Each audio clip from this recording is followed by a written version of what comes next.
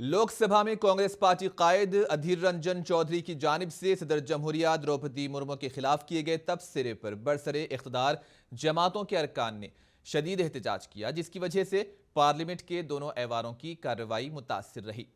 लोकसभा में शदीद एहतजाज की वजह से वक्फे सिफर नहीं चल सका। लोकसभा की कार्रवाई मुतासिर रही। एहतजाज करने वाले अरकान ने कहा कि अधीर रंजन चौधरी ने सदर जमहूरिया द्रौपदी मुर्मू को राष्ट्रपति कहने के बजाय राष्ट्रपत्नी कहकर खवातीन और कबाइलियों की तौहीन कर दी।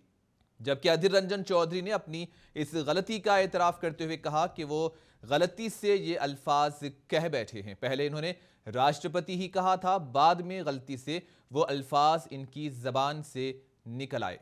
ताहम एहतजाजियों ने इसको लेकर सोनिया गांधी से भी ऐवान में माफ़ी मांगने की मांग की। उधर राज्यसभा में भी इस मसले पर हंगामा देखा गया, जिसकी वजह से ऐवान की कार्रवाई को मुलतवी करना पड़ा। जबकि कांग्रेस के रुकन पार्लियामेंट अधीर रंजन चौधरी ने सदर द्रौपदी मुर्मू पर अपने तबसरे पर अफसोस का इजहार किया। इन्होंने कहा कि अगर इनके तबसरों से इन्हें तकलीफ पहुंचती है तो वो ज़ाती तौर पर सदर द्रौपदी मुर्मू से मिलेंगे और माफ़ी मांगेंगे। अधीर रंजन चौधरी ने कहा कि वो इस मामले पर फांसी पर चढ़ने के लिए भी तैयार हैं। अधीर रंजन चौधरी ने मजीद कहा कि सदर सोनिया गांधी को इस तनाज़े में क्यों घसीटा जा रहा है।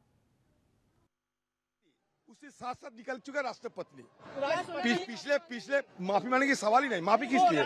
चूक हो गए कि राष्ट्रपति भवन हम लोग जाना चाहते हैं, राष्ट्रपति से मिलना चाहते हैं हमारा बात रखने के लिए।